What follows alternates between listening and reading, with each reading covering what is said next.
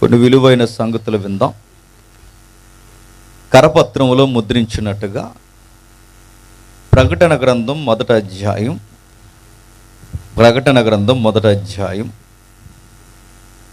6-7 వచనాలు.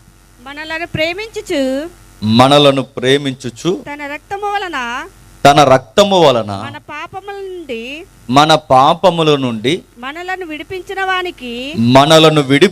వానికి మహిమయు ప్రభావమును యుగయుగాలు కలుగునుగాక. ఆమేన్. ఆయనను మనలను తన తండ్రియగు దేవునికి ఒక రాజ్యముగాను యాజకునిగాను చేసెను. ఇదిగో ఆయన మేఘారుణుడై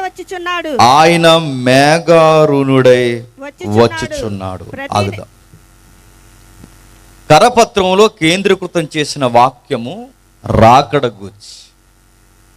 బాధాకరమైన విషయం ఏంటంటే రాకడ కోసం మాట్లాడుకునే వర్తమానాలు సొసైటీలో కరువైపోయాయి. రాకడ గురించి మాట్లాడే ప్రసంగికులు లేరు. అలాంటి ప్రసంగాలు చెప్పినా ఎక్కించుకునే ప్రజలు కూడా లేరు. ఒక్క మాటలో చెప్పాలి అంటే అసలు రాకడంటే ఏంటి అని అడిగే జనరేషన్స్ స్టార్ట్ అయ్యాయి. మనకు ఒక రాకడే తెలుసు, అది డిసెంబర్ రాకడే తెలుసు మనకి. ఎందుకంటే కొంచెం హడావుడిగా ఉంటాం కనుక. రెండవ రాకడ అనేది డిసెంబర్ సీజన్లో ఉన్నంత కూల్గా ఉండదు. గుర్తుపెట్టు, అది జడ్జిమెంట్ డే అన్నారు. దాన్ని తీర్పు దినము. అది లెక్కలు తేడా వస్తే ఒక్కొక్కరు డొక్కల చీరేసే దినం.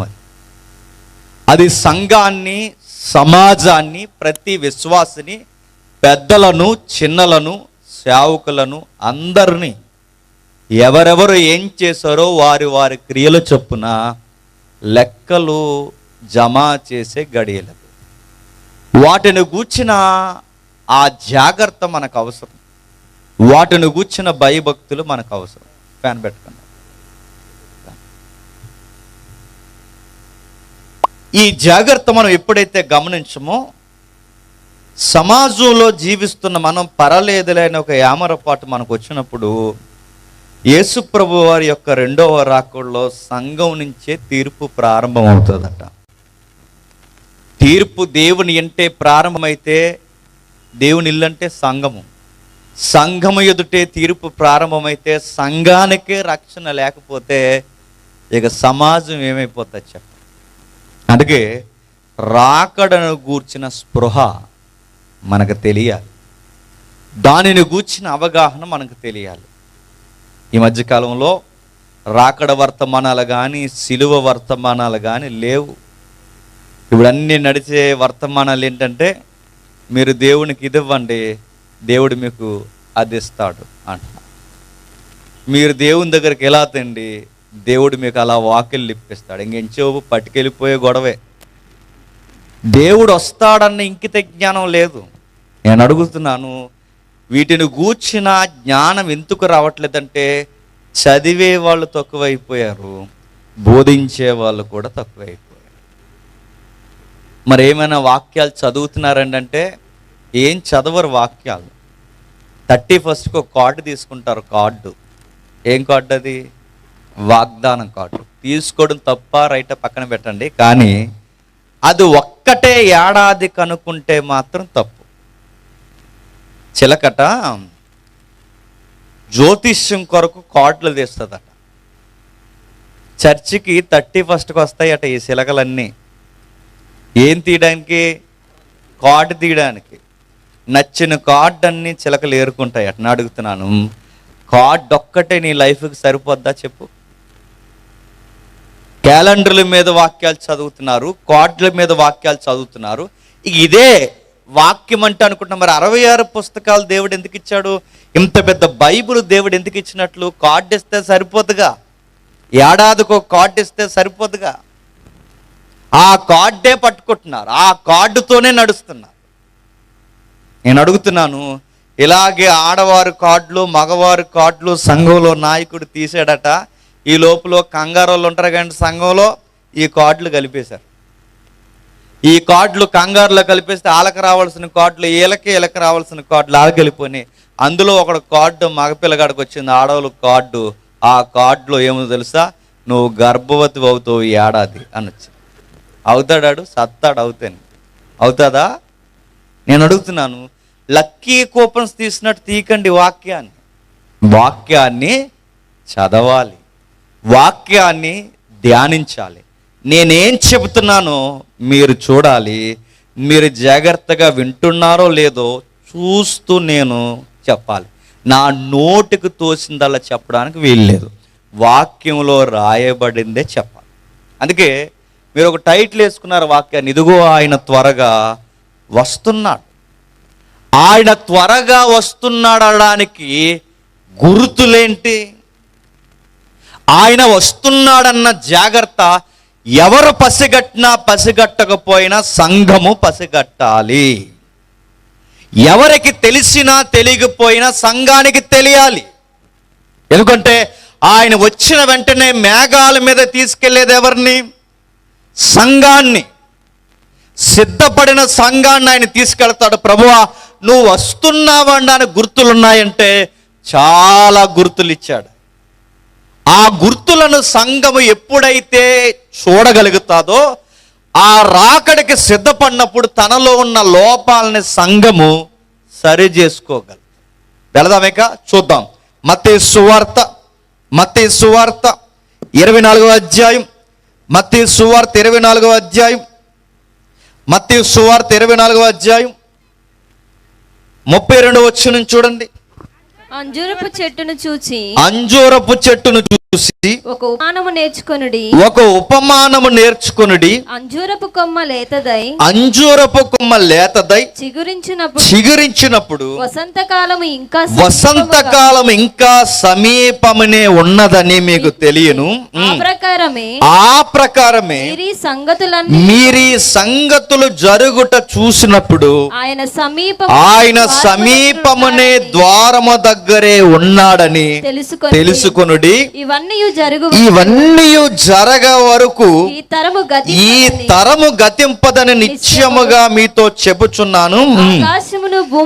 ఆకాశము భూమియు గతించును, నా మాటలు ఏమాత్రము గతింపవు. అయితే ఆ దినమును గూర్చి ఆ గడియను గూర్చి తండ్రి మాత్రమే ఎరుగును. ఏ మనుష్యుడైనను పరలోకమందలి దూతలైనను కుమారుడైనను ఎరుగరు. నోవహు దినములు ఎలా ఉండెనో మనుష్య కుమారుని రాకడయును అలాగే ఉండును. జలప్రలయానికి ముందటి దినములలో నోవహు ఓడలోనికి వెళ్ళిన దినము వరకు వారు తినుచు త్రాగుచు పెండ్లి చేసుకునుచు పెండ్లికి ఇచ్చుచు నుండురి. జలప్రలయం వచ్చి అందరినీ కొట్టుకొని పోవు వరకు ఎరగకపోయిరి. అలాగుననే మనుష్య కుమారుని రాకడను ఉండును. ఆగుతాం. మత్తయి సువార్త రాస్తున్నప్పుడు ఒక పెద్ద లింక్డ్ డాక్యుమెంట్ లా రాశాడు చూడండి. ఎవరు? మత్తయి గారు. మత్తయి అనగా ఈయన ఎవరో గాలికి తిరిగే గాలోడు కాదు. మత్తయి అంటే ఏదో నది ఒడ్డును కూర్చుని రాసిన గ్రంథకర్తలు కాదు, చెట్టు కింద కూర్చుని రాసిన పెట్ట కథలు కాదు, ఎవడో ఊహల్లో పుట్టిన ఇతిహాసాలు కాదు, పుక్కిట పురాణాలు కాదు. ఇది చరిత్ర. ఈ చరిత్ర రాయబడిన చరిత్రలో జరిగిన చరిత్ర, జరగబోయే చరిత్ర, ఎదుర్కోబోయే చరిత్ర మత్తయి రాశాడు. ఎవరు ఈ మత్తయి అంటే ఈయన ఒక చార్టర్డ్ అకౌంట్లో దిట్ట. CA చదువుకున్న పిల్లలు తెలుస్తుంది. చార్టర్డ్ అకౌంట్ అంటే అకౌంట్స్లో నెంబర్ 1 క్యాండిడేట్. అదొక ఉద్యోగం. ఆయన ఏమంటారంటే ఇదిగో ఆ చార్టర్డ్ అకౌంట్కి ఆ రోజున్న పేరు ఈ రోజున్న పేరు ట్యాక్స్ కలెక్టర్ అంటారు. ఎవరు? ట్యాక్స్ కలెక్టర్ అంటే పన్ను వసూలు చేస్తారు ప్రతి కంపెనీకి, పెద్ద పెద్ద చర్చిలకి, పెద్ద పెద్ద ఉద్యోగస్తులు, పెద్ద పెద్ద ఏవైతే వ్యవస్థలు ఉన్నాయో ప్రతి దిక్కున ఎలా అంటాడు అక్కడ ఉంటాడు. ఆడుంటేనే ఆ వ్యవస్థ ఉంటుంది. ఆడు లేకపోతే ఆ వ్యవస్థని గవర్నమెంట్ మూసేస్తుంది. ఎందుకు చెప్పినా లెక్కలేయడం అనేది అంత చిన్న విషయం కాదు. అక్కడ ఉల్లిపాయ దగ్గర నుంచి మరలా వండుకుని తినే వస్తువు వరకు ప్రతి దానికి ప్రతి సంవత్సరం ఒక లెక్కల చిట్టా గవర్నమెంట్కు చూపించాలి. అది చూపించాలంటే ఇప్పుడు పరిపాలిస్తున్న గవర్నమెంట్ కానీ గత కాలపు ప్రభుత్వాలు కానీ ఏ గవర్నమెంట్ ఏ వ్యవస్థ ఏ సెక్టార్కైనా ఈ చార్టెడ్ అకౌంట్ చేసినాడు ఒకడు ఉండాలి. అది చాలా తెలివైన ఉద్యోగం. అది అలాంటి చార్టెడ్ అకౌంట్లు అందరికీ బాబు లాంటాడు. ఎవరో తెలుసా? మత్తయ్య. అలాంటి ఆయన మత్తయి సువార్త రాశాడు. ఏమని రాస్తున్నాడు? కొన్ని లెక్కలు కలుపుతున్నాడు. ఆయన ఆధారాలు చూపిస్తున్నాడు. కథలు లేవు బైబిల్లో. బైబిల్లో మేఘాల మీద రెక్కల గుర్రాలు వస్తాయని లేదు. మేఘాల మీద నువ్వు నమ్మిన దేవుడు ఒక రోజు రాబోతున్నాడు. అది ఎలా జరుగుద్ది, దానికి ఆధారాలు ఏంటంటే ఇక్కడ చూపిస్తున్నాడు. ఇదిగో అంజూరపు చెట్టును చూసి ఒక ఉపమానము నేర్చుకోండి. ఇప్పుడు అడుగుతున్నాను, ఇండియాలో అంజూరపు చెట్లు ఉంటాయా? తెలుసా అంజూరపు చెట్టు అంటే?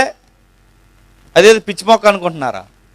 అంజూరపు చెట్టుని అడుగుతున్నాను. ఇండియాలో అంజూరపు చెట్లు ఉన్నాయా? ఇక్కడ రాయబడిన అంజూరపు చెట్టు, ఇండియన్ అంజూరపు చెట్టు ఉంది, కానీ అది కాదు. ఇక్కడ రాయబడిన అంజూరపు చెట్లు మన ఇండియాలో ఉన్నాయా? లేవు. మరి అంజూరపు చెట్టును చూసి మనం ఎలా నేర్చుకుంటాం? ఇప్పుడు చూసినప్పుడు ఇదిగో అంజూరపు చెట్టును చూసి నేర్చుకోండి అన్నాడు. నేను అడుగుతున్నాను, చూసి నేర్చుకుంటాం ప్రభువా, ఏమి నేర్చుకోవాలి? అది చిగురిస్తున్నప్పుడు నేను రెడీగా వచ్చేస్తున్నానని మీరు రెడీ అయిపోండి అని నేర్చుకోండి అన్నాడు. అంటే అంజూరపు చెట్టును చూస్తే ఆయన వస్తున్నాడని మనకు తెలిసిపోద్దట. అంటే అది చిగురులు ఎప్పుడైతే చిగురిస్తుందో ఆయన వస్తున్నాడని తెలుస్తుంది. నేను అడుగుతున్నాను, అంజూరపు చెట్టు ఇప్పటి వరకు ఏమి చిగురించలేదా? ప్రపంచం మీద చిగురించింది. అది చిగురించింది కనుక ఈరోజు మనం అంజూరప్పలు తింటలేదా? తెలుసుగా అంజూరప్పళ్ళు చిన్న అరుసుల్లా కనబడతాయిగా, డ్రై ఫ్రూట్స్ ఐటెంలో అరుసులాగా సెంటర్లో హోల్ ఉండి ఇలా అరుసులో ఉంటే అదే అంజూరపు పండు. అంటే అదేదో పిచ్చి మొక్క అనుకోకండి. అంజూరపు పండు అంటే ఇప్పుడు అంజూరపు పళ్ళు మనం తింటున్నామంటే అది ఫలిస్తుందనే కాదని అర్థం. మరి అది ఫలించినప్పుడు నేను వచ్చేస్తానన్నాడుగా. అంటే దీన్ని ఎలా రాస్తున్నాడు? చెట్టు అంటే చెట్టు కాదు, చెట్టు అంటే చెట్టు కాదు, రంగు అంటే రంగు కాదు, ఇదిగో చిగురు అంటే చిగురు కాదంటే దాన్ని ఏమంటారు? దాన్ని పోలిక అంటారు, దాన్ని పద్యభాగము అంటారు, దాన్ని రూపకలంకారము అంటారు. అంటే అలంకారంగా చూపిస్తూ దాని వెనక మరొక విషయాన్ని చెప్పడం అంటారు. ఎట్లాగంటే మన ఇండియన్ టీచింగ్ ఫీల్డ్లో కూడా అది ఉంది. ఎప్పుడైనా మీరు చూడండి, పిల్లలకి అక్షరాభ్యాసం చేసినప్పుడు ఆ అని రాసి ఆ వెనకాల అమ్మ బొమ్మ వేస్తా. వీడికి అమ్మ బొమ్మ చూసిన వెంటనే ఏం గుర్తు రావాలి? ఆ చూసిన వెంటనే వెనకాల ఎవరు కనబడుతున్నారు? అమ్మ. అంటే దీన్ని ఏమంటారంటే ఇదిగో సింబాలిక్ కోడింగ్ లాంగ్వేజ్ అంటారు. దాన్ని అదే వాడుతున్నాడు ఇక్కడ. ఆ అంటే అమ్మ, ఆ అంటే ఆవు. ఆ చూసినప్పుడల్లా ఇడికి ఆవు, ఆవును చూసినప్పుడల్లా ఆ. అంటే కుర్రగాడికి బండ గుర్తుండిపోవడానికి దీన్ని ఎలా అయితే రూపకలంకారం అంటారో, అంటే ఒక అర్థం కాని విషయాన్ని అర్థమయ్యే విషయాలతో పోల్చి మాట్లాడడమే చెప్పండి రూపకలంకారము అంటారు. అంటే ఇప్పుడు మత్తయి ఏం మాట్లాడుతున్నాడు?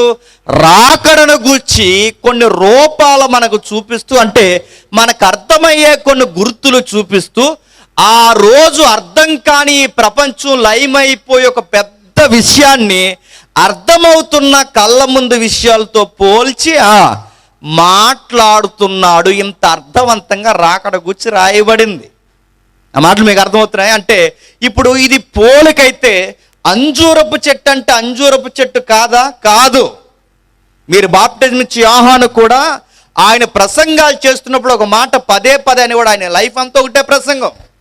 నోవహు గారి 100 ఏళ్ళంతా ఒకటే ప్రసంగం. తెలుసుగా, నోవహు గారికి ఒకే ఒక్క ప్రసంగం. ఏం ప్రసంగం?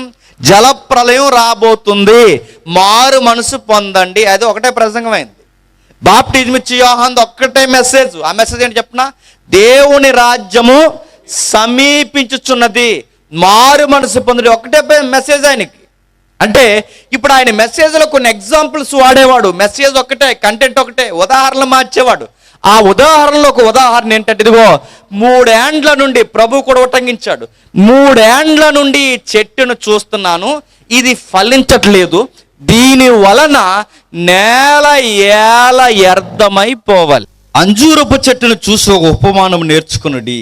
ఒక ఉపమానం నేర్చుకోండి. అంటే అంజూరపు చెట్టు వెనకాల అర్థాలు ఏవో ఉన్నాయి. ఆ మాట అర్థమవుతుందా? ఏమున్నాయట? అర్థం ఉందంటే, ఇప్పుడు చెట్టు అంటే చెట్టు కాదు. బాప్టిజం ఇచ్చి యోహాను కూడా అంటాడు, ఫలింపని ప్రతి చెట్టు నరకబడును.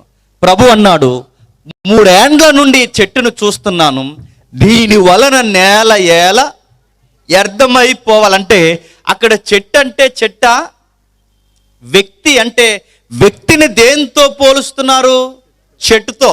నా మాట అర్థమవుతుంది. అంటే బాప్టిజం ఇచ్చి యోహాను చెట్టుతో వ్యక్తిని పోల్చారు. అలాగే ప్రభు అయిన యేసుక్రీస్తు వారు కూడా చెట్టుతోనే వ్యక్తిని పోల్చారు. ఇప్పుడు అంజూరపు చెట్టు అంటున్నాడంటే చెట్టు అంటే చెట్టు కాదు. మరి ఏంటి? చెట్టు అనే వాడుతున్న దాని వెనకాల వ్యక్తుల సమూహము ఉంది. అంటే ఎవరు అసలు బైబిల్లో అంజూర చెట్టు అని ఎక్కువగా ఎవరికి పోల్చారంటే ఇశ్రాయేలీల్ని పోల్చాడు. ఎవరిని? ఇశ్రాయేల్ని. మీరు ఇంటికి వెళ్ళిన తర్వాత ఓష్య 9:10 ఇంటికి వెళ్ళిన తర్వాత చదవండి. అక్కడ మాట్లాడతాడు, ఇదిగో ఈ ఇశ్రాయేలీలు నాకు ఎలా దొరికారంటే, ఇదిగో అంజూరపు పళ్ళు, అంజూరపు చెట్టు దొరికినట్టు నాకు దొరికాడంటాడు దేవుడు. అంటే ఇక్కడ అంజూరపు చెట్టు అంటే ఎవరు చెప్పాలి? మీరు స్పందిస్తే ప్రసంగం గంటలో అవుద్ది, మీరు స్పందించలేదో తెల్లారుద్ది. మీరు చెబితే మేము ఉంటామా? సిగ్గు లేకుండా వెళ్ళిపోతామంటే నేను మళ్ళీ చెప్తున్నాను, మీరు వేసుకున్న డ్రెస్ రంగట్టి మళ్ళీ పెరుగుస్తా అని చెప్తున్నాను. కెమెరా మీ వైపు తిప్పుతాను, లైవ్ వెళ్తుంది, ఒక సిగ్గు లేకుండా వెళ్ళిపోతుంది, సిగ్గు లేకుండా వెళ్ళిపోతున్నాడు అని చెప్తాను. కాబట్టి మీరు స్పందించండి. మీరు స్పందిస్తే గంటలు అయిపోతుంది. ఓకేనా? స్పందించండి. ఇప్పుడు అంజూరపు చెట్టు అంటే బైబిల్లో ఎక్కువగా ఎవరికి వాడారండి? ఇశ్రాయేల్. అంటే ఇప్పుడు ఇశ్రాయేల్ అంటే ఇశ్రాయేలు సిగురించినప్పుడు నేను సమీపమునే ఉన్నానని తెలుసుకోండి. ఇప్పుడు అడుగుతున్నాను, ఇశ్రాయేలుకి ఏమైంది సిగురించడానికి? వాళ్ళను నరికేశారు. నరికేయడం అంటే మీరు బైబిల్ చరిత్ర నెబుకద్నెజర్ తెలుసు కదండి. నెబుకద్నెజర్ ఏం చేశాడంటే ఇశ్రాయేలీల్ని బానిసలుగా తీసుకెళ్ళిపోయి చాలా మంది యువకుల్ని ఏం చేశాడు? చంపేశాడు. నెక్స్ట్ ఈ మాదియ పారసికులు వచ్చారు, వాళ్ళు ఏం చేశారు? ఎస్తేరమ్మ లాంటి వాళ్ళని కూడా ఎత్తుకెళ్ళిపోయారుగా, తెలుసుగా. ఎజ్రా లాంటి వాళ్ళని ఎత్తుకెళ్ళిపోయారు, దానియేల్ లాంటి వాళ్ళని ఎత్తుకెళ్ళిపోయారు. అంటే ఇజ్రాయేల్ దేశంలో ఉన్న ప్రజలందరినీ ఏం చేశారు? ఎత్తుకెళ్ళిపోయారు. అంటే ఇశ్రాయేల్ అనే అంజూరపు వృక్షం ఏమైంది? మొద్దయిపోయింది. అంటే చిగురించడం మానేసింది. చివరికి వీళ్ళని ఎప్పుడైతే ఏలారో సుమారు 4 సామ్రాజ్యాలంటే రోమా సామ్రాజ్యం వరకు ఎప్పుడైతే వీళ్ళని పరిపాలించారో, వీళ్ళని పరిపాలించేసరికి పొట్ట చేత పట్టుకుని రకరకాల దేశాలు పారిపోయారు. అలా పారిపోయిన వారు ఎక్కడి వరకు వచ్చేసారంటే మన ఇండియా వరకు కూడా వచ్చేసారు. మొన్న మణిపూర్లో గొడవలు జరిగాయా? మణిపూర్లో గొడవలు జరిగినప్పుడు మేము అక్కడికి వెళ్ళాం వాళ్ళకి సహాయం చేయడానికి. అక్కడికి వెళ్ళినప్పుడు మణిపూర్లో ఎవరున్నారు తెలుసా? యూదులు, ఇశ్రాయేలీలు ఉన్నారు. అంటే ఎక్కడ ఇజ్రాయేల్ దేశం ఎప్పుడంటే 1వ శతాబ్దంలో వచ్చేసారంటే ఇక్కడికి. అంటే అప్పుడు గొడవలు జరిగినప్పుడు వచ్చారంటే వీళ్ళు ఎందుకు వచ్చేసారు? చెదిరిపోయి వచ్చేసారు. అంటే వీళ్ళు చెదిరిపోయిన వారు ఎప్పటి వరకు లేరంటే సుమారు మొన్న 1947 వరకు లేరు. ఎప్పటి వరకు? 1946, 47 వరకు లేరు. ఆ దేశం అంతా ఏమైపోయిందంటే ఖాళీ చేసి వెళ్ళిపోయారు.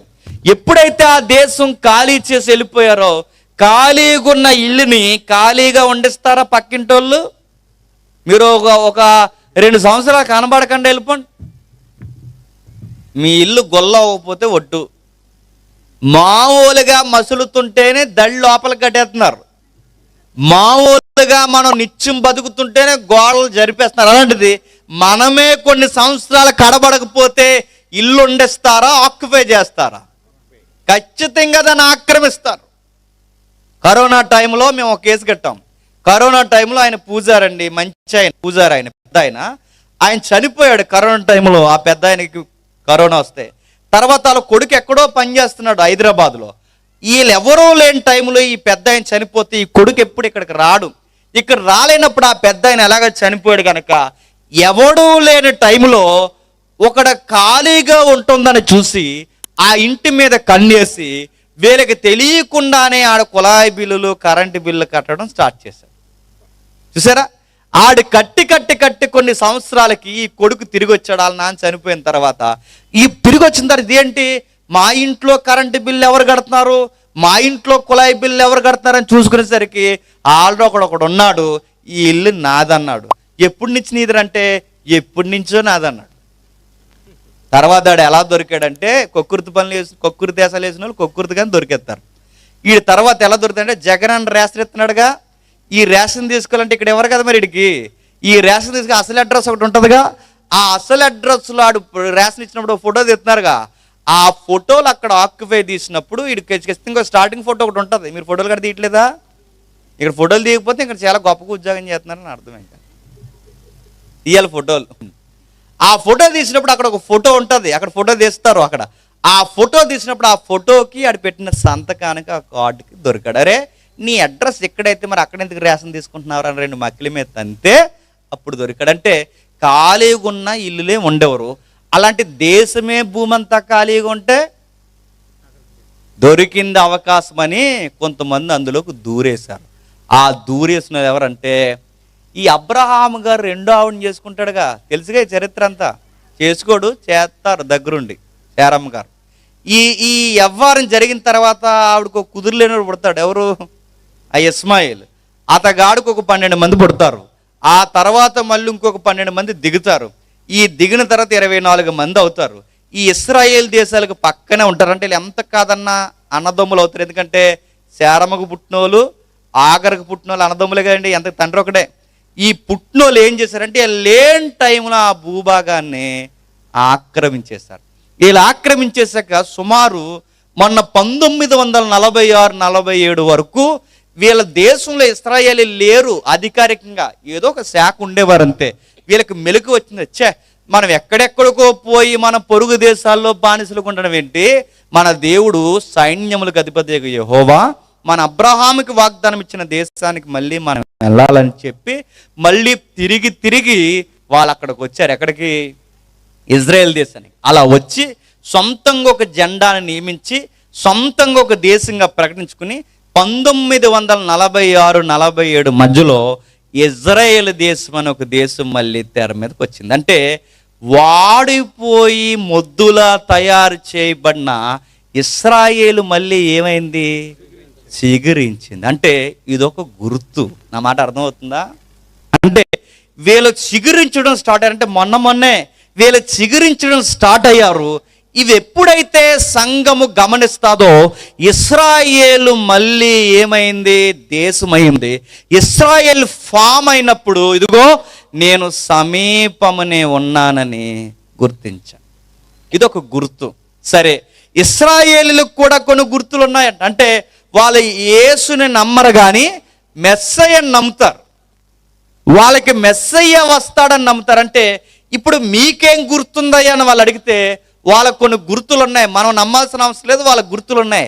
వాళ్ళ గుర్తులు ఏంటంటే వాళ్ళు నమ్ముతారు 3వ మందిరాన్ని కడతామని. ఏ మందిరం? 3వ మందిరం. అంటే 3వ మందిరం ఏంటి? మొదటి మందిరం ఎవరు కట్టారు? సొలొమోను కట్టారు. దాన్ని ఏం చేశారు? పడగొట్టేశారు. ఎందుకు పడగొట్టేశారు? ఎందుకంటే అది కారణం దేంతో కట్టారు? బంగారంతో కట్టారు. బంగారంతో కడితే ఏమైంది? పోయింది. బంగారంతో కడితే ఒలిసికెళ్ళిపోయారుగా ఈ నెబుకద్నెజరులందరూ. ఆ తర్వాత ఆ పునాదులు ఉండిపోయినాయి. ఆ పునాదుల మీద మళ్ళీ ఎవరు కట్టారు? యేసు ప్రభు టైంలో చంటి పిల్లల్ని చంపేసిన ఏరేదిగాడు అన్నాడుగా, వీడు 46 సంవత్సరాలు మళ్ళీ రెండవసారి కట్టించాడు. ఈ రెండవసారి కట్టింది కూడా మళ్ళీ పడిపోయింది. ఎప్పుడు? క్రీస్తు శకం 70లో మళ్ళీ పడగొట్టేశారు. ఈ పడగొట్టిన తర్వాత ఇప్పుడు మళ్ళీ 3వసారి కట్టాలనుకుంటున్నారు. ఇప్పుడు కట్టడం అంత ఈజీయా? కాదు. ఎందుకంటే వీళ్ళు లేని టైంలో ఎవరు వచ్చారు అందులోకి? ఈ ఆగర సంతానం వచ్చారుగా. వచ్చినోళ్ళు కుదురుగా ఉన్నారా? ఈ ఖాళీగున్న ఈ సొలొమోను పునాదుల మీద మసీదులు కట్టారా? ఇప్పుడు మసీదులు తీసి మేము మళ్ళీ మా సమాజ మందిరాలు కడతామంటే అదేమన్నా చిన్న విషయమా? మందిరాలు తీసి చర్చిలు కడతాం, చర్చిలు తీసి మందిరాలు కడతామంటే ఊర్లు దేశాలు తగలడిపోతాయి, పడవు. ఎందుకంటే మత సంబంధమైన గొడవలు ఒక్కసారి అంటుకున్నాయో దాన్ని ఎవ్వడు ఆర్పలేడు. కానీ వీళ్ళు రెడీ కూర్చున్నారు. ఎవరు? ఇశ్రాయేల్. మేము మందిరం కట్టేస్తామంటే కట్టేస్తాం. ఎందుకు? మా మెస్సయ్య వచ్చేస్తున్నాడని మీకెలా తెలుసాయి అంటే వాళ్ళ దగ్గర ఒక గుర్తుందంట. అది వాళ్ళు నమ్ముతారు. ఏం గుర్తుందంటే మేము 3వ మందిరం కట్టడానికి ముందు ఒక బలి ఇవ్వాలి. దానియేలు వచ్చిన వాళ్ళకి అలాగ అర్థమైంది. ఆ బలి ఏంటంటే ఇదిగో అభిషక్తుడు వస్తున్న టయానికి, నా మాటలు మీకు అర్థమవుతున్నాయా? అభిషక్తుడు వస్తున్న టయానికి బలి జరగాలి. బలి అంటే దేశం మీద ఉన్న పాపం కడిగి వేయబడాలి. దానికి ఒక బలి జరగాలి. ఆ బలి జరగాలి అంటే ధర్మశాస్త్రం ప్రకారం జరగాలి. ధర్మశాస్త్రం అంటే మోసే 5 పుస్తకాలు రాశాడుగా. ఆ ధర్మశాస్త్రం అంటే ఆదికాండం నుంచి ద్వితీయోపదేశ కాండం, ఈ 5 కాండాలు ఏవైతే ఉన్నావో ఈ 5 కాండాల్లో రాయబడిన బలి నైవేద్యాలు ఉన్నాయి. పాప పరిహారార్థపు బలి అంటారు. ఈ బలిని జరిగిస్తే అప్పుడు అభిషక్తుడు వచ్చి ఈ బలిని స్వీకరించి ఈ తూర్పు గుమ్మం తెరిచి మేము కట్టిన మందిరంలోకి వెళ్ళి మమ్మల్ని దేవుని రాజ్యంలోకి తీసుకెళ్ళిపోతాడని నమ్ముతారు. అందుకే మీకు ఎవరైనా చుట్టాల పట్టాలు ఇజ్రాయెల్ దేశంలో ఉంటే అడగండి, ఎప్పటికీ తూర్పు గుమ్మాన్ని తెరవరు. 4 గుమ్మాలు ఉంటాయి. ఎప్పుడు ఇజ్రాయెల్ దేశం మీరు చూడండి, చుట్టూ గోడ మనం ప్రాకారం కట్టుకుంటున్నాం కదా, చుట్టూ ప్రహారీ వాళ్ళు. అది ఎలా అయితే చుట్టూ కట్టుకుంటామో దేశం తూర్పు గుమ్మాన్ని జరగలేదు. దేన్ని పట్టే దాన్ని న్యూస్ ఇజ్రాయేలు ఎర్ర. ఇప్పుడు ఆ ఎర్రపై లెక్కంగతే వాళ్ళ డొక్కలు చేల్చడానికి ఏమైందంటే ఆ చెట్టంతా చెప్తున్నాడండి. ఏమైందంటే మా ఆవిడ కోవైట్ వెళ్ళింది, ఆ డబ్బులు పెట్టుబడులు అన్నీ దీనికే పెట్టాను, నన్ను మోసం చేసేసింది. అందుకే ఫ్రెండ్స్ నాకు బతకాలని లేదు. ఇంకేం చేసిందంటే దానికి ఫోన్ లేదంటే ఫోన్ కొనిచ్చాను, జియో సిమ్ కూడా ఇచ్చాను, నాతో మాట్లాడుతుందని ఫోన్ ఇచ్చాను. చివరికి వాళ్ళ మనవరాలు మెచ్యూర్ అయితే, అదే పెద్ద మనిషి అయితే నేను అంటే ఆవిడకి మనవరాలు ఉన్న ఆవిడ లవ్ చేసినట్టు నేను అడుగుతున్నాను. ఆ ఫంక్షన్కి 60,000 50,000 రూపాయలు నేనే ఇచ్చాను, ఫోన్ ఇచ్చాను, డబ్బులు ఇచ్చాను, మా ఆవిడ డబ్బులన్నీ ఇచ్చాను. ఇప్పుడు ఆ సుబ్బయ్య గారితో మాట్లాడుతుంది. అందుకే నేను చచ్చిపోతాను. నేను అడుగుతున్నాను. ముందు వీడియో మీరు కావాలంటే యూట్యూబ్లో చూడండి.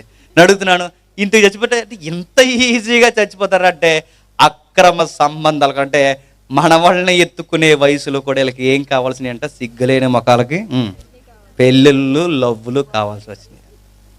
నేను మాట చెప్తున్నా, ఒక్కసారి పెళ్ళిలో తినంగా లేనోడు రెండో పెళ్ళిలో ఉంటాడనడానికి గ్యారంటీ లేదు. ఎందుకంటే కుదురు లేనోడు ఇప్పటికీ కుదురు ఉండడు. నేను మళ్ళీ చెప్తున్నాను, ఎంత ఈజీగా విడిపోతున్నారంటే ఒకప్పుడు పెళ్లి ఫోటోలు ఎట్టేవారండి, నెక్స్ట్ 1 వీక్లో మాకు మ్యారేజ్ ఉందని. ఇప్పుడు ఏమవుతుంది చెప్పినా, మేము ఒక 1 వీక్లో వేడాకులు తీసుకోబోతున్నాను పెడుతున్నాను. చూస్తున్నారా? పెండ్లాడచ్చు. ఈరోజు అడుగుతున్నాను, కూతుర్లు ఏమైపోవాలి, పిల్లలు ఏమైపోవాలంటే ఈరోజు పెళ్ళి మామిడాకులతో ప్రారంభమవుతుంది. చెప్పండి, మామిడాకులు ఇంకా ఆరకుండానే విడాకులకి రెడీ. చూస్తున్నారా? ట్రెండ్ నడుస్తుంది కూడా. మీరు చూస్తున్నారా? ఎవరో సీరియల్ నెట్ అంట చూస్తున్నారా? 16 రోజుల నాటి కాపురం, 16 రోజులకి వీళ్ళు మీడియా ఎక్కి గొడవ వేసుకుంటున్నారు. ఎలాగైపోతారంటే అంతే ఈజీ. ఇప్పుడు ట్రెండ్ అయిపోయింది. రాజకీయ నాయకులు కూడా తిట్టుకుంటున్నారు. ఎలా తిట్టుకుంటున్నారు చెప్పినా, వాళ్ళు తిట్టుకునే తిట్లు ఇలా ఉంటాయి. రే మీ నాయకుడురా, మీ నాయకుడికి 10 మందిరా అన్నాడు. ఈడన్నాడట, మీ నాయకుడికి 30 అన్నారట. ఈ వెనకాల కార్యకర్తలు ఈ కార్యకర్తలు అన్నట్టు ఉంటారా, మా నాయకుడు అన్నాక ఆ మాత్రం ఉండాలి అన్నారట. అందరు సన్నాసికలు తయారయ్యారండి. నేను అడుగుతున్నాను, ఇలాంటి వాళ్ళందరూ అడుగుతున్నాను, ఇవన్నీ ఏమనాలండి? ఏమనాలి? రాకడకు గుర్తులు. అంటే వివాహ వ్యవస్థలు కూడా ఏమైనా చెప్పండి బాలేదు. వివాహ వ్యవస్థలు అంటే తిండి చేత పాడైపోయారు. నెక్స్ట్ చెప్పండి, తాగుతున్నారు. నెక్స్ట్ చెప్పండి, వివాహ వ్యవస్థల్ని గండి కొట్టేశారు. మొన్న మధ్య మీరు చూసారు లేదో వీడియో, నేను ట్రెండ్ జరుగుతున్నా చెప్తున్నాను. ఇద్దరు ఇంజనీరింగ్ స్టూడెంట్స్ కేరళ రాష్ట్రం, క్రిస్టియన్ రాష్ట్రం అని చెప్పిన సిగ్గుసేటు, కేరళ రాష్ట్రంలో ఇద్దరు ఇంజనీరింగ్ స్టూడెంట్స్, ఇద్దరు మగపిల్లలు పెళ్లి చేసుకున్నారు. అందులో ఒకటి సిగ్గుపడిపోతున్నాడు, మళ్ళీ ఆడు సిగ్గుపడిపోతున్నాడు, చచ్చిపోవాలనిపిస్తుంది. ఆడు సిగ్గుపడిపోయి ఈడు తాళి కడుతుంటే ఆడు సిగ్గుపడిపోతున్నాడు. ఏమనాలండి అంటే వివాహాలు పోయాయి. పురుషుడు ధర్మం పురుషుడు వదిలేశాడు, చెప్పండి. స్త్రీ ధర్మం స్త్రీ వదిలేశారు.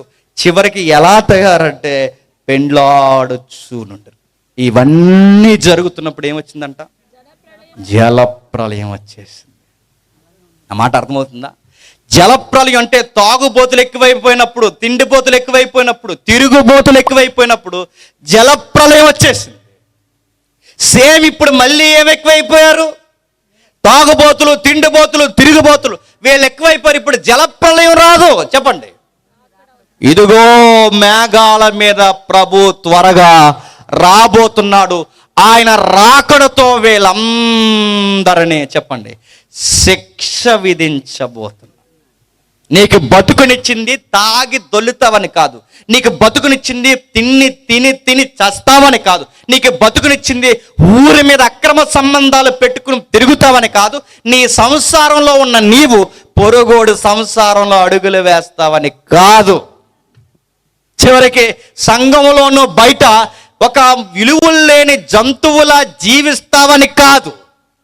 ఇశ్రాయేలీలకి మెస్సయ్య వస్తున్నాడనడానికి ఎర్ర పెయ్యల గుర్తులు, సంఘానికి, చెప్పండి, ప్రభు వచ్చేస్తున్నాడానికి గుర్తు జంతువులు ఉన్నారట మనుషుల్లో. ఆ జంతువులు ఏం చేస్తాయో తెలుసా? బాగా తాగుతాయి, బాగా తిరుగుతాయి, బాగా తింటాయి. వీళ్ళకి దేవుడు కానీ భయం కానీ బైబిల్ కానీ ఏమి ఉండదు. ఇలాంటి మనుషుల వలన నేల ఏల వ్యర్థమైపోవాలి. అందుకే అందరూ లెక్కలు తీర్చడానికి ప్రభు త్వరలోనే రాబోతున్నాడు. ఇక నేను ముగించేస్తున్నాను. ప్రభు త్వరలోనే రాబోతే మనం బతికే ఒకే ఒక్క దిక్కున మనం బతుకుతామంట. ఆ మేఘాలు గుంపుగా ఎక్కే దగ్గర బతుకుతామంట. ఎలా రాబోతున్నాడు ఆయన? మేఘారుడు, అంటే మేఘాల మీద రాబోతున్నాడు. ఆ నెక్స్ట్ మేఘాల మీద వచ్చిన ఆయన మనల్ని ఎలా తీసుకెళ్తాడట? మేఘాల మీదే తీసుకెళ్తాడు. అంటే ఈ మేఘాల మీద తీసుకెళ్ళడానికి సరిగ్గా ఎక్కడున్నప్పుడు తీసుకెళ్తాడు? నోవహుని ఓడలో ఉన్నప్పుడు పైకి తీసుకెళ్ళాడు. నా మాట మీకు అర్థమవుతుందో లేదో? నోవహుని ఓడలో ఉన్నప్పుడు పైకి తీసుకెళ్ళాడు. ఇప్పుడు మనం ఎక్కడుంటే పైకి తీసుకెళ్తాడు? సంఘములో ఉంటే తీసుకెళ్తాడు. ఎక్కడ? సంఘం. అంటే ఆ రోజు వాళ్ళని కాపాడినది ఓడ ఆ జలప్రలయంలో. ఈ రోజు రాకడ జరిగితే మనల్ని కాపాడే ఒకే ఒక్క ఓడ సంఘము. ఈ సంఘములో మనం జాగ్రత్తగా అంటు కట్టబడి ఉంటే, చెప్పండి, బతికి బట్ట కడతాం. ముగించేస్తున్నాను. అంటే సంఘములో ఉంటే బతుకుతాం. అంటే ఇప్పుడు అడుగుతున్నాను, ఇప్పుడు సంఘం ఒక్కటే ఉందా? ఈదికి 70 సంఘాలు ఉన్నాయి, ఊరికి 70 సంఘాలు ఉన్నాయి. ఈ సంఘాలు కుదురుంగున్న సంఘాలు కుదురుంగుంటాయా? ఒక సంఘానికి ఒక సంఘం పేరెట్టుకుంటారు. ఏమని? మీ సంఘం ఎత్తపడదు బ్రదర్. చెప్పండి. మా సంఘం ఎత్తపడుతుంది బ్రదర్, ఇందులోకి వచ్చేయండి అన్నారంట. నేను అడుగుతున్నాను, ఈడి సంఘానికి ఆడి పేరెట్టి, ఆడి సంఘానికి ఈడి పేరెట్టి, ఏ సంఘం వెళదో మా సంఘం వెళ్తుంది. ఇదిగో మా సంఘానికి ఇక్కడికి రండి, మా సంఘానికి అక్కడికి రండి, మా సంఘం వెళ్తుంది అంటే అడుగుతున్నాను, ఎలా పడితే అలా ఉంటే సంఘం వెళ్ళిపోద్దా? నోవహు కట్టినట్టు సంఘాన్ని కడితేనే వెళుతుందట. ఎబ్రిల్కి రాసిన పత్రిక చూడండి. ఎబ్రిల్కి రాసిన పత్రిక 12వ అధ్యాయం 11వ అధ్యాయం 7వ వచనం. ముగించుకుందాం. ఎబ్రిల్కి రాసిన పత్రిక 11వ అధ్యాయం 7వ వచనం. విశ్వాసమును బట్టి నోవహు అది వరకు చూడని సంగతులను గూర్చి దేవుని చేత హెచ్చరింపబడి భయభక్తులు గలవాడై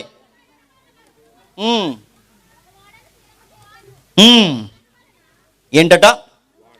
తన ఇంటి వారి రక్షణ కొరకు ఏం సిద్ధం చేశాడట? ఒక ఓడనంటే తన ఇంటి వారు బతికి బట్టగట్టాలంటే రక్షణ వాడుందంట. ఈరోజు యేసు ప్రభు రాకడ జరిగితే మనమందరం బతికి బట్టగట్టాలంటే మనకు ఒక రక్షణ వాడుంది. ఆ రక్షణ వాడేంటి చెప్పండి? సంఘము. అంటే ఇప్పుడు ఈ సంఘములు ఉంటే బతుకుతాను. అడుగుతున్నాను, ఇప్పుడు ఊర్లో ఎన్ని సంఘాలు ఉన్నాయని తెలియదు, కానీ ఏ సంఘంలో ఉంటే ఎత్తబడతాను చెప్పండి? చెప్పాలి. ఏ సంఘం ఉంటే ఎత్తబడతాం? అన్ని సంఘాలే. ఆటో యూనియన్ వాడికి కూడా సంఘమే, మహిళా సంఘం, చెప్పండి, ప్రతి దానికి సంఘం, ఆర్టీసీ సంఘం, అలాగే క్రీస్తు పేరు మీద చాలా సంఘాలు ఉన్నాయి. ఇన్ని సంఘాలలో ఏ సంఘం ఎత్తబడతారు? నోవహు ఎలా అయితే జాగ్రత్త కలిగి కడితే ఆ ఓడ లేచిందో, నోవహు యొక్క గురుతులతో మనం కడితేనే లెగుస్తాదట. అంటే ఎలా కట్టాలో ఒకసారి చూడండి. ఆది కాండం ముగించేసుకుందాం. ఆది కాండము 6వ అధ్యాయం, ఆది కాండం 6వ అధ్యాయం, ఆది కాండం 6వ అధ్యాయం 14వ వచనం. ఆది కాండం 6వ అధ్యాయం 14వ వచనం. నోవహుతో చెప్తున్నాడు, సితీసారపు మ్రానుతో నీ కొరకు ఓడను చేసుకొనుము, అరలు పెట్టి ఆ ఓడను చేసి లోపట ఎలుపట దానికి కీలు పుయ్యవలను. క్వశ్చన్ అడుగుతుందని చెప్పండి. నోవహు ఏ చెక్కతో పడితే ఆ చెక్కతో, ఏ మ్రానుతో పడితే ఆ మ్రానుతో కడితే ఓడ లెగుస్తుందా? లెగదు. దేవుడు చెప్పిన సితీసారపు మ్రానుతో కడితేనే దానికి రక్షణ. గుర్తుపెట్టుకుని, అంటే దేవుడు చెప్పినట్టు కట్టాలంటే ఇప్పుడు సితీసారపు మ్రానుతో ఆ భౌతికమైన ఓడన కట్టాడు గనక బతికేశారు. ఇప్పుడు నేను అడుగుతున్నాను, ఇప్పుడు మనం కట్టేది భౌతికమైన ఓడ కాదు, ఆత్మీయంగా. ఇప్పుడు మనం ఏం మ్రానును వాడాలి? యెషయాలో అంటాడు ఆ 52వ అధ్యాయంలో ఏమనంటే, ఇదిగో ఎండిన భూమిలో లేత మొక్క వలె మొలిచాడు అన్నాడు. ఎండిన భూమి అంటే అక్కడ ఎవరంటే ఇశ్రాయేలు దేశం. ఎండిపోయిందిగా రాజ్యాలకి. ఆ ఎండిన భూమిలో లేత మొక్కగా మొలిసింది ఎవరట? ప్రభు అయిన యేసుక్రీస్తు. ఆ మొక్కే మ్రానైతే ఆ పచ్చి మ్రానుని ఏం చేశారు? నరికేశారు. అంటే ఇప్పుడు మనం కట్టాల్సిన మ్రాన్ ఏంటి చెప్పండి? సిలువ వేయబడిన క్రీస్తుతో సంఘాన్ని కట్టాలి. నేను అడుగుతున్నాను, క్రీస్తుతో సంఘాలు కట్టే ఉన్నాయా? చెప్పండి. క్రీస్తుతో సంఘాలు కట్టే వాళ్ళు ఉన్నారా? పలుకుబడులతో సంఘాలు కట్టే వాళ్ళు ఉన్నారు, నడిపించే వాళ్ళు ఉన్నారు. రాజకీయ నాయకులతో టైఅప్ అయి సంఘాలు నడిపించే వాళ్ళు ఉన్నారు. నెక్స్ట్, సంఘాన్ని వంశాల చేత, కులాల చేత, పెద్దరికాలు, మోతుబరితనం చేత నడిపించేవారు ఉన్నారే తప్ప క్రీస్తుతో నడిపించే వాళ్ళు ఎక్కడున్నారు చెప్పండి? ఉన్నారా? లేరు. తాగుబోతు సంఘంలో ఉండకూడదు, సంఘంలో అక్రమ సంబంధం ఉండకూడదు, సంఘంలో ఎక్కిల మాటలు ఉండకూడదు, సంఘంలో యవనస్తులు జాగ్రత్తగా ఉండాలి, సంఘంలో ప్రతి వ్యక్తి పిలుపులో జాగ్రత్తగా ఉండాలి, సంఘంలో ప్రతి విశ్వాసే జాగ్రత్తగా ఉండాలి. ఏ అపవిత్రమైనది సంఘంలోకి రావడానికి వీల్లేదు. ఒకవేళ అలాంటి వేదన కనబడితే రక్తము చేత వారిని చెప్పండి ప్రక్షాళన చేయాలి. రే, నువ్వు పాట పాడుతున్నా ముందు నువ్వు బాప్టిజం పొందిరారని చెప్పాలి. ఏమా, నువ్వు పాట పాడుతున్నా ముందు నువ్వు జాగ్రత్త బాప్టిజం తీసుకుని పాడి రక్షణ జీవితంతో పాడమని చెప్పండి. లేదండి మేము ప్రెసిడెంట్కి వెళ్తాలి కంటే ఎక్కువ మాటతో ప్రెసిడెంట్ నిన్ను కూడా బయటకు పంపిస్తామని చెప్పాలి. గుర్తుపెట్టుకో. దేనికి ప్రెసిడెంట్? సంఘానికి ప్రెసిడెంట్ ఏంటి అంటే ప్రెసిడెంట్ వద్దని కాదు, నేననేది ఈ ప్రెసిడెంట్ కాదు.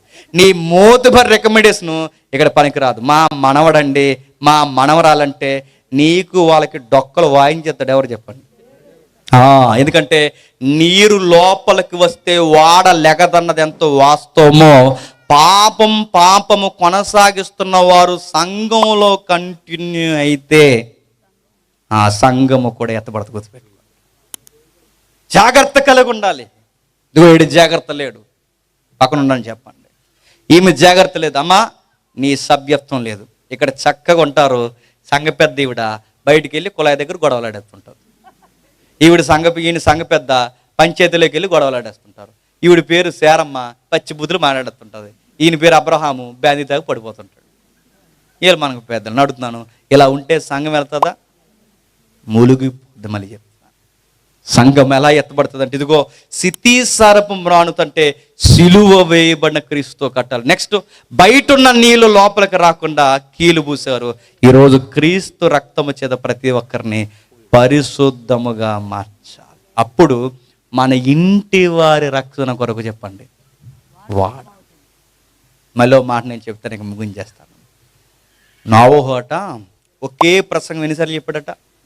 100 సంవత్సరాలు పైనే చెప్పాడు. అంటే సుమారు ఒక 120 సంవత్సరాలు. అంటే 120 సంవత్సరాలు ప్రళయం కొరకు చెప్పుకుంటూ తిరిగాడట. క్వశ్చన్ అడుగుతున్నాను, ఒక్కడ మారాడండి? ప్రపంచంలో ఒకడు మారాడండి? ఆ రోజు ప్రజల మూల పురుషుల్లో ఒక్కడ మారాడండి? ఒక్కడ మారలేదు. నేను అడుగుతున్నాను, నోవహు ఆ తాగుబోతులు తిరుగుబోతులకి అన్ని మాటలు చెప్తూ ఒక్కడ మారకపోతే సేమ్ మళ్ళీ నోవహులో కాలంలో తాగుబోతులు లాంటి వాళ్ళే చెప్పండి ఇప్పుడున్నారు. నోవహు కాలంలో తిండిబోతులు లాంటి వాళ్ళే ఇప్పుడున్నారు. నోవహు కాలంలో తిరుగుబోతులు లాంటి వాళ్ళే ఇప్పుడున్నారు. నోవహు చెబితే ఆ రోజు మారలేదట. ఇప్పుడు అడుగుతున్నాను, ఇప్పుడు నోవహు అంతటి వాడు చెబితేనే మారలేదు, మనం చెబితే మారతారా? 4 రోజులు లింగుమని మీటింగ్ పెడితే ఊరు మారుతుంది అనుకుంటున్నారా? మిమ్మల్ని అడుగుతున్నాను. 100 సంవత్సరాలు నోవహు చెబితేనే మారలేదు. ఇప్పుడు 4 రోజులు నాలాంటి ఎవడో ఒక స్పీకర్ని తీసుకొచ్చి ఇప్పుడు మాట్లాడిస్తే ఊరు మారుతుందా? మారదు. ఇప్పుడు మీకు డౌట్ రావాలి, మాస్టర్కి వస్తుంది అంటే మరి మారినప్పుడు ఎందుకు పెట్టారు మీటింగ్లు? మారినప్పుడు ఎందుకు పెడతారంటే వీళ్ళకి అనవసరం, నోవహుకి అనవసరం. నోవహుకి జనాలు మారతారా మారరా నోవహుకి అనవసరం. నోవహుకి దేవుడు ఒకే ఒకటి చెప్పాడు, చెప్పు మారు మనసు పొందమని చెప్పు. మారతారా? సరే, మారకపోతే నీకు సంబంధం లేదు, మారని వారు నేను చూసుకుంటాను, నీ పని చెప్పు. ఈ 4 రోజులు ఈ ఊర్లో వాళ్ళు ఇక్కడికి వచ్చిన వారు మారతారు లేదు వీళ్ళకి అనవసరం. చెప్పండి, చెప్పమన్నారు, చెబుతున్నాడు, చెప్పించమన్నాడు దేవుడు. 4 రోజులు చెప్పించాడు. మారతారా మారరా అది మీ ఇష్టం. వీళ్ళ పని ఇలా చేశారు, నెక్స్ట్ మీ పని చెప్పండి, ఆయన చూస్తాడు. రా జేమ్స్ అనేవాడు వచ్చి తాగొద్దని చెప్పాడు కదంటరా అంటే ఆడు అలాగే చెప్తాడండి, తాగేమండి అంటే చెప్పండి, తాగిన బాటిల్ నోట్లోకి ఒక రోజు వెళ్ళిపోయే రోజు దగ్గరకు వస్తుంది, గుర్తుపెట్టు.